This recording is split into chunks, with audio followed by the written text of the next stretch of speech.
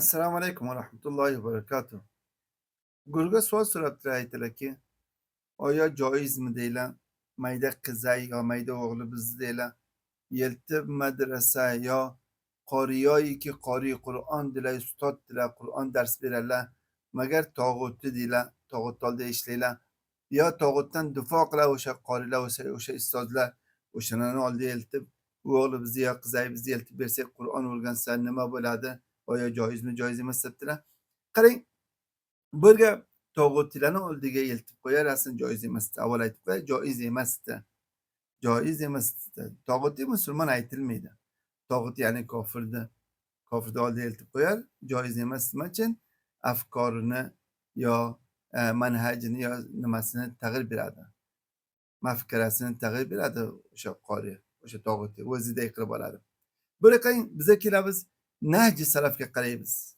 Nahji salaf yo o'tgan olimlar nima qanday nahji bor edi bu boraga. O'rga u vaqtga tog'utlarki yo'q edi buni bizani o'z zamonimizda bo'lsaki, musulmonman desa undan tog'utiy bo'lsa. Bundoq emas edi-da. Bo'rga olib bu zamonga borki musulmonman deydi, o'zi tog'utgadi. Yo tog'utlarni hamkorda difo qiladi. Fabrga u zamonga qarang ahli bid'a bor edi, bid'atchilar bor edi, ahli ahvo bor edi. Ularning nahji nima edi ularning borasiga? Oya o'shalarning kalomini eshitdingmi, gaplarini eshitdingmi, darslarini eshitdingmi? Ular hech vaqt ahli bid'adan ne gaplarini eshitdilar, ne darslarini, ne hadislarni, ne Qur'onlarini eshitdilar. Bo'lib qo'yingki, u borib dars olsalar. Hech hatto ularning gapini eshitmaydilar. O'shandoq usul e'tiqodga keladi. Muhammad ibn Sirindan keladi. Aytadi, "Dakhala rajulani من أهل أهواء على محمد بن سيرين فقال يا أبا بكر نحدثك حديثا قال لا قال فنقرئك آية من كتاب الله قال لا تقومان عني وإلا قمت فقام الرجلان وفرغا فقال بعد القوم ما كان عليك أن يقرأ عليك الآية قال إني كرهت أن يقرأ آية فيحرفها فيقول ذلك في قلبي ayt لك محمد بن سيرين dollariga ikki marday ahli bid'atdan kirib keldi. Ular keldi Muhammad ibn Siringa aytdi, "Ya Abu Bakr, keling sizga bir hadis o'qib beraylik." Aytdilar, "O'qimaylar." Uni ular aytdiki, "Keling bir oyat o'qib beramiz." Aytdilar, "O'qimaylar. Turinglar oldimdan. Yo turasiz, yo men ketaman, yo men turaman." Ular turib ketdi. Turib ketganda Muhammad ibn Sirinni oldidagi mardim aytdi, "Ya Abu Bakr, nima qiladi sizga bir oyat o'qib bersa ular?" Aytdi ular oyatni o'qib beradi, imkon tahrif qiladi o'sha oyatni. Uni o'shani tahrifi men yuragimni o'ltiradi. Va o'shaning uchun badim keldi, o'qitgan qo'ymay eshitmadi dedilar. Qarang, Abu Ayyub as-Saxtiyani rahimahulloh aytdilar, "Inni la amurru bir-rajuli min ahli ahwa fa udhni asudda udhni hatta la asma' minhu shay'a." Aytdilar, men deydilar ahli bid'atni oldidan o'tsam deydilar, qulog'imda tutaman mahkam deydilar. Toki ularning gaplaridan bir narsa eshitmasam deydilar. Qarang, gapidan ahli ahvoning gapini eshitmay keladi. Siz qanday aytib uni oldidan dars olsa, u nimadiki, tog'utiy taban tog'utdan difo qiladi, uni tog'utiyni o'rgatadi o'g'lingizga, qizingizga. Fudayl ibn Iyod rahimahulloh aytdilar, "La tujalis ahlal ahvo fa inna mujalasatuhum mamarradatun lil qulub."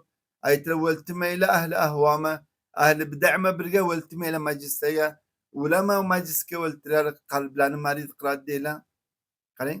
Va Imom Ahmad ibn Hanbal aytdilar rahimahulloh, "Ahlul ahvo la yusallamu alayhim va la yuadun va la yujalisun." Qarang, qancha ahli bid'atga qancha saqt aytdilar. Ahli bid'at deydilar. Ahli bid'atga salom berma. Ular marid bo'lsa ko'rgani borma deydilar. Ular o'ltima deydilar. Qo'yingki tog'utga kofirdir. Tog'utga musulmon emas. Hasan al-Basri rahimahulloh aytdilar, "La tujalisu ahlal ahvo va la tumaruhum va la tasma'u minnahum." Hasan Basri aytdilar, ahli ahvom o'ltimaylar. Ulama mujodala ham qilmaylar. Ularning gapini eshitmaylar. Muhammad ibn Shihab az-Zahri rahimahulloh aytdilar, "La tujalisu ahlal ahvo fa akhafu an yaghmisukum fi dalalatihim aw yalbisu alaykum ba'da ma ta'rifun." Aytdilar, ahli ahvom o'ltimaylar. Qo'rqaman deylar, sizlarni bottiradi gumrohlariga, o'z gumrohlarining ichiga sizlarni bottiradi deylar. Sizlarga nima qiladi?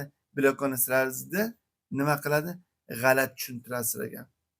فبرجع قرين جوائز ولا جوائز بالمكان كي أصحاب بدع ما والتسلا نهج لا شو يدك يا أصحاب بدع السلام بالملا ما جسري والتميلا ولان قبلاني چشت ميلا سقندوك كي طاغوتي كافر ده يا طاغوتن دو فاقس كافر ده قاري قرآن بس برجع بالناقض نواقض الإسلام نكتب يعني مرتد بولبت هر قنچ قاري بسم برجع إسلامي كرجنا عيتي كي درس لقى كي درسگاه ذکر قلدی که مسلمان بسه به نواقض که دوچار بسه کافر براده پس آت مرتد براده مرتد بله و کافر ده بو طاقت دو فقرا کاله بولا مسلمان همسته جایزی همسته ولن آل دی التقای سایز و اغلز قزز دی ها مدرسه التقای سایز ولدن درس آسه این جایزی همسته والله اعلم